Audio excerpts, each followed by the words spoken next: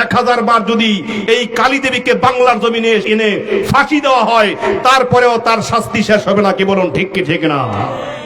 এর কোনো বিচার এখনো পর্যন্ত অনেক বিচার ঝুলে আছে। এই বিচারগুলো দ্রুত প্রসেসিং এর মধ্যে যদি নেওয়া হয়, তাহলে হত্যাকারীরা সাবধান হবে। কি বলুন, ঠিক কি ঠিক না? বাংলাদেশের একজন রাক্ষসী রানী, একজন কালী দেবী ছিল, যেই কালী দেবীর অর্ডারে বাংলাদেশের শাপলা চত্বরকে রক্তে রঞ্জিত করা হয়েছিল। কি বলুন, ঠিক কি ঠিক না? এই কালী দেবীর অর্ডারে বাংলাদেশের পিলখানার বিডিআর বিদ্রোহের মাধ্যমে দেশপ্রেমিক সেনা সদস্যদেরকে হত্যা করা হয়েছিল। এই কালী দেবীর এইভাবে করে তার অর্ডারের মাধ্যমে বাংলাদেশের আলেম ওলামাদেরকে জেলখানার মধ্যে বন্দী করা হয়েছিল। এই কালী দেবীর অর্ডারের মাধ্যমে বাংলাদেশের নিরপরাধ মানুষদেরকে ঘুম ছাড়া করা হয়েছিল, বাড়ি ছাড়া করা হয়েছিল।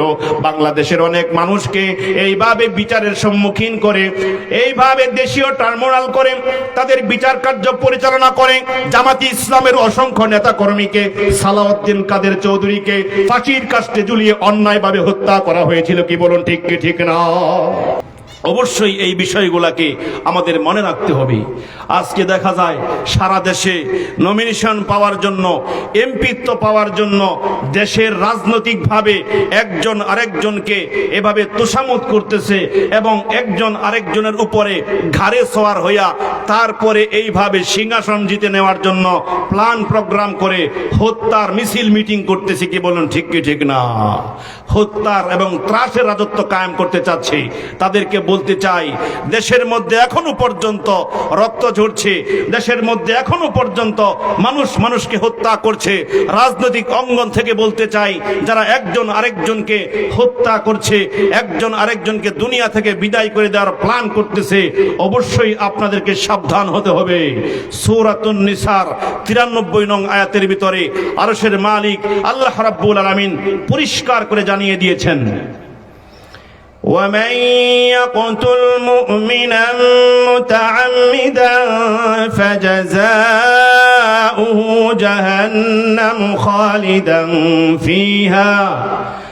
অন্যায়ভাবে যারা একজন মুমিনকে হত্যা করবে, অন্যায়ভাবে যারা একজন মুমিনকে হত্যা করবে, একজন মুসলমানকে হত্যা করবে, তাদের ঠিকানা হলো জাহান্নাম। বলুন নাউযুবিল্লাহ। ওয়া মান ইয়াকতুল মুমিনান মুতাআম্মিদান ফাজাযাউহু জাহান্নামু খালিদান ফিহা। ওই জাহান্নামে সে ঢুকবে। জাহান্নামে কয়দিন থাকবে আল্লাহ সেটাও জানিয়ে দিলেন।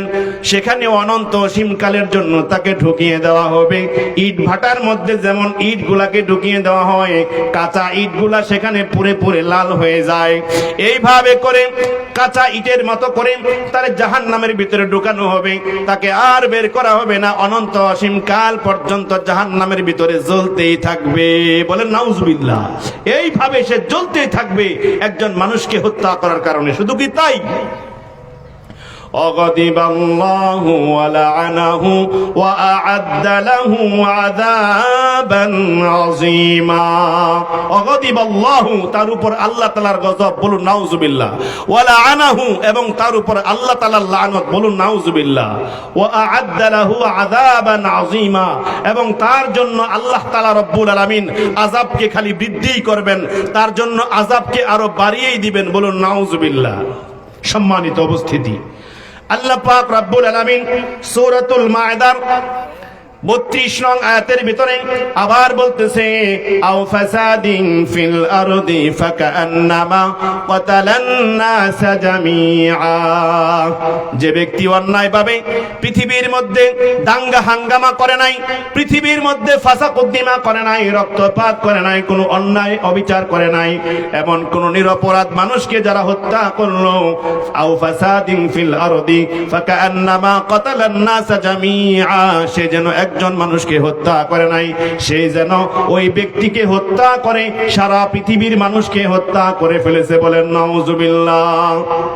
শুধু তাই নয়, ওয়ামান আহইয়াহা ফাকান্নামা আহইয়ান নাস জামিআ, যে ব্যক্তি কোন নিরপরাধ মানুষের জীবনকে রক্ষা করলো, কোন নিরপরাধ মানুষের আত্মাকে বাঁচিয়ে দিল, আল্লাহ রাব্বুল আলামিন বলতেছে সে যেন সারা পৃথিবীর সকল মানুষের প্রাণকে রক্ষা করলো। বলুন সুবহানাল্লাহ। আজকে বাংলাদেশের মধ্যে দেখা যায় ত্রাসের রাজত্ব কায়েম করার জন্য বাংলাদেশটাকে একটা অকার্যকর অস্থিতিশীল রাষ্ট্র হিসাবে তারা দেখতে চায়।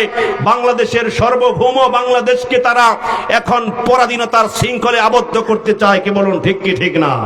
ভারতের দাসত্ব এবং গোলামি তারা নিজেরা ওই জিনজিলকে তাদের ঘাড়ের মধ্যে বহন করে এই বাংলার আপামর জনসাধারণের ঘাড়ের মধ্যেও দিতে চায়। কে বলুন ঠিক কি ঠিক না? এগুলো কিন্তু প্ল্যান হচ্ছে, এগুলো কিন্তু প্রোগ্রাম হচ্ছে, এগুলো বাস্তবায়নের অপেক্ষায়, সুযোগের অপেক্ষায়। বাংলাদেশের মানুষ যদি সজাগ ও সচেতন না থাকে, তাহলে এই যে তারা বলেছিল যে 13 তারিখে লকডাউন, ঢাকাকে অচল করে দাও, কে বলেন বলেছে কি বলে নাই? এজন্য সজাগ থাকতে হবে। ইমানের অতন্ত প্রহরীরা জেগে থাকতে হবে। আমার বাড়িতে চোর আসবে, গরুটা নিয়ে যাবে, কৃষক যেমন সজাগ থাকে রাতে কয়েকবার উঠে, ঠিক তেমনি ভাবে এইভাবে চোখ কান খোলা রাখতে হবে। বলেন ইনশাআল্লাহ। সম্মানিত উপস্থিতি, আল্লাহ রাসূল সাল্লাল্লাহু আলাইহি ওয়াসাল্লাম বলেন, ইয়াজিউল কাতিল ওয়াল মাকতুল ইয়াউমাল কিয়ামাতি মুতাআল্লিকুন বিরাসি সাহিবিহি। যারা অন্যায়ভাবে কোনো মানুষকে হত্যা করবে, যারা অন্যায়ভাবে কোনো মানুষকে খুন করবে, আল্লাহ রাসূল বলতেছে ইয়াজিউল কাতিল ওয়াল মাকতুল ইয়াউমাল কিয়ামাতি মুতাআল্লিকুন বিরাসি সাহিবিহি। ওই ঘাতক ব্যক্তি, ওই খুনি ব্যক্তি কিয়ামতের মাঠে যখন উঠবে, তার গলার মধ্যে এইভাবে করে নিহত ব্যক্তির মাথাগুলাকে লটকিয়ে দেওয়া হবে। বলেন নাউজুবিল্লাহ। আল্লাহ রাসূল আরো বলে, তখন সে বলবে, ও আমার রব, ইয়াকুনু রাব্বি সাল হাদা লিমা কাতালনি। আপনি তাকে জিজ্ঞাসা করুন কোন অপরাধে আমাকে দুনিয়ার জমিন থেকে বিদায় করেছে, কোন অপরাধে আমাকে সে হত্যা করেছে, আমাকে কেন সে হত্যা করেছে, এই কথা তাকে আজকে বলতে বলেন। আমি তো জানতাম না। রাসূল আকরাম সাল্লাল্লাহু আলাইহি ওয়াসাল্লাম আরো বলেন, ওয়াল্লাযী নাফসি বিয়াদিহি, আল্লাহর রাসূল কসম করে বলতেছে, যেই সত্তার নিয়ন্ত্রণে আমি মুহাম্মদের জীবন, তার কাছে আমার জীবন রয়েছে, ওই যেই সত্তার হাতে আমার জীবন রয়েছে, আমি সেই সত্তার কসম করে বলতেছি। আল্লাহর রাসূল মূলত কার কসম করেছেন জোরে বলুন? আল্লাহর কসম করে বলতেছে, অবশ্যই তোমরা মনে রাখবা, লায়াতিয়ান্না আলান নাসি জামানুন, এমন একটা জামানা আসবে মানুষের সম্মুখে, লায়াদিরিল কাতিলু ফিমা কাতালা, ওই ঘাতক ব্যক্তি জানবে না, ওই খুনি ব্যক্তি জানবে না কাকে হত্যা করলো, কি অপরাধে সে হত্যা করলো। লায়াদিরিল কাতিলু ফিমা কাতালা, ওই ঘাতক ব্যক্তি, খুনি ব্যক্তি জানবে না যাকে হত্যা করছে কেন হত্যা করছে, না জানবে তার নাম, না জানবে তার ঠিকানা, না জানবে তার অপরাধ কি। আল্লাহ রাসূল সাল্লাল্লাহু আলাইহি ওয়াসাল্লাম আরো বলতেছে, ওয়ালা ইয়াদরিল মাকতুলু ওয়ালা ইয়াদরিল মাকতুলু ফি আইয়ি শাইইন কুতিলা, এবং নিহত ব্যক্তিও জানবে না কি অপরাধের কারণে, কোন দোষের কারণে তাকে হত্যা করা হয়েছে, কোন কারণে তাকে দুনিয়ার জমিন থেকে বিদায় করে দেওয়া হয়েছে। ঘাতক ব্যক্তিও জানবে না, খুনিও জানবে না যে কেন হত্যা করলো, নিহত ব্যক্তিও জানবে না আমাকে কেন হত্যা করা হলো। কি বলেন এখন আছে না নাই? একটা ফটো ধরায় দিছে, একটা ছবি দেখাইছে, এই ছবির লোকটাকে হত্যা করবা, এই ছবির লোকটাকে খুন করবা, তাহলে তোমাকে কত টাকা দেওয়া হবে। কি বলেন আছে না নাই? লোকমান হোসেনকে হত্যা করা হলো, একটা ছবি দেওয়া হলো, ভাড়াটে খুনি ঢাকা থেকে আসছে, গুলি করে 5টা ঠাস ঠাস করে চলে গেল। এখনো পর্যন্ত বাংলার জমিনে বিচার হয়নি। কে বলুন ঠিক কি ঠিক না? এইভাবে সাইফুলকে হত্যা করা হলো, হাজীপুরের চেয়ারম্যান সাহেবকে, বাংলার জমিনে এইগুলার এখনো পর্যন্ত বিচার হয়নি। আমাদের এইভাবে বাগাবো ইউনিয়নের চেয়ারম্যান জয়নাল চেয়ারম্যানকে হত্যা করা হলো, এখনো পর্যন্ত তাদের ফাঁসি হয়েছে? আপনার জানা আছে? এখনো পর্যন্ত সেই বিচার, লেন্দি প্রসেস, এখনো সেই বিচার হচ্ছে না। এইভাবে করে আব্দুর রাজ্জাক চেয়ারম্যানকে হত্যা করা হলো, দেশের বিভিন্ন রাজনৈতিক নেতাদেরকে হত্যা করা হচ্ছে, দেশের সাধারণ মানুষকে হত্যা করা হচ্ছে, আলেম ওলামাদেরকে হত্যা করা হচ্ছে, গুম করা হচ্ছে। এর কোনো বিচার এখনো পর্যন্ত অনেক বিচার ঝুলে আছে। এই বিচারগুলো দ্রুত প্রসেসিং এর মধ্যে যদি নেওয়া হয় তাহলে হত্যাকারীরা সাবধান হবে। কি বলুন, ঠিক কি ঠিক না? অন্যায় অপরাধ করেই বেড়াচ্ছেন। আল্লাহ রাসূল যেটা বলছেন, ইয়াজিউল কাতিল ওয়াল মাকতুল ইয়াউমাল কিয়ামাতি মুতাআল্লিকুন বিরাসি সাহিবিহি।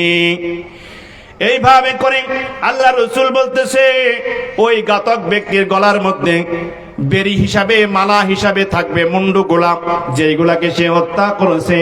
বাংলাদেশের একজন রাক্ষসী রানী, একজন কালী দেবী ছিল, যেই কালী দেবীর অর্ডারে বাংলাদেশের শাপলা চত্বরকে রক্তে রঞ্জিত করা হয়েছিল। কি বলুন, ঠিক কি ঠিক না? এই কালী দেবীর অর্ডারে বাংলাদেশের পিলখানার বিডিআর বিদ্রোহের মাধ্যমে দেশপ্রেমিক সেনা সদস্যদেরকে হত্যা করা হয়েছিল। এই কালী দেবীর এইভাবে করে তার অর্ডারের মাধ্যমে বাংলাদেশের আলেম ওলামাদেরকে জেলখানার মধ্যে বন্দী করা হয়েছিল। এই কালী দেবীর অর্ডারের মাধ্যমে বাংলাদেশের নিরপরাধ মানুষদেরকে গুম ছাড়া করা হয়েছিল, বাড়ি ছাড়া করা হয়েছিল। বাংলাদেশের অনেক মানুষকে এইভাবে বিচারের সম্মুখীন করে, এইভাবে দেশীয় ট্রাইব্যুনাল করে তাদের বিচার কার্য পরিচালনা করে। জামাতি ইসলামের অসংখ্য নেতা কর্মীকে, সালাউদ্দিন কাদের চৌধুরীকে ফাঁসির কাস্টে ঝুলিয়ে অন্যায়ভাবে হত্যা করা হয়েছিল। কি বলুন, ঠিক কি ঠিক না? 1000 বার যদি এই কালী দেবীকে বাংলার জমিনে এসে এনে ফাঁসি দেওয়া হয়, তারপরেও তার শাস্তি শেষ হবে না। কি বলুন, ঠিক কি ঠিক না? ইয়াজিউল কাতিল ওয়াল মাকতুল ইয়াউমাল কিয়ামাতি মুতাআল্লিকুন বিরাসি সাহিবিহি ইয়াকুলু রাব্বি সাল হাদা লিমা কাতালনি। ওই নিহত ব্যক্তি আল্লাহকে বলবে, আল্লাহ, কোন অপরাধে আমাকে হত্যা করা হয়েছিল? আমার সন্তানদেরকে এতিম করা হয়েছিল, আমার স্ত্রীকে বিধবা করা হয়েছিল, আমার বাবা মাকে সন্তানহারা করা হয়েছিল। ও আমার আল্লাহ, তাকে জিজ্ঞেস করুন কি ছিল আমার অপরাধ, কি ছিল আমার অন্যায়, তাকে জিজ্ঞেস করুন। ইয়াজিউল কাতিলু ওয়াল মাকতুলু ইয়াউমাল কিয়ামাতি মুতাআল্লিকুন বিরাসি সাহিবিহি। কিয়ামতের মাঠে ওই ঘাতক ব্যক্তির, ওই খুনি ব্যক্তির গলার মধ্যে নিহত ব্যক্তির মাথাগুলোকে লটকিয়ে দিবেন যিনি, তিনি কে? কালী দেবীর গলার মধ্যে দেখবেন মুন্ডুর মালা আছে না নাই? কালী দেবীর গলার মধ্যে মাথার মালা আছে না? দেখছেন না নাকি? আপনারা দেখে নিবেন। কালী দেবীর গলার মধ্যে মুন্ডুর মালা রয়েছে। কালী দেবী রাতের বেলা সন্ন্যাসীর বেশে এইভাবে রাক্ষসী রানী ঘর থেকে বের হয়ে যায়, মানুষের রক্ত পান করে, মাথাতে মুন্ডুটাকে দেহ থেকে আলাদা করে মালা বানায়া গলার মধ্যে পরে। কালী দেবী স্বামীকে বিছানায় রেখে, ঘুমের মধ্যে রেখে ঘর থেকে বের হয়ে গেল, মানুষকে ওই খুন করলো, অসরবত করলো, শয়তান মানুষগুলাকে ধরে ধরে হত্যা করলো, রক্তপান করলো। মুন্ডুর মালা নিয়া ঘরে যখন ফিরলো, স্বামীকে দেখতেছে বিছানায় নাই। হঠাৎ করে যখন এইভাবে অন্ধকার ঘরের ভিতরে যখন চৌকাট মারালো, চৌকাট মারিয়ে যখন ভিতরে পা দিল, পা দেওয়ার সাথে সাথে ওই পাটা গিয়ে তার স্বামীর বুকের মধ্যে পড়েছে। তাই তো 1.5 হাত জিহ্বাটা কালি বের করে দিয়ে, কি করলাম, কি করলাম এটা? স্বামীর বুকের মধ্যে পা দিয়ে জিহ্বা বের করেছে কালী দেবী, গলার মধ্যে রয়েছে মুন্ডুর মালা। এই বাংলাদেশের রাক্ষসী রানী কালীকে যদি বিচারের কার্য করা হয়, বিচারের সম্মুখীন করা হয়, তাহলে দেখা যাবে কালী দেবীর চাইতে আরো বড় রাক্ষসিনী এই দেবী। কি বলেন, ঠিক কি ঠিক না? বন্ধুরা আমার, অতএব আল্লাহকে ভয় করুন, আল্লাহকে ভয় করুন।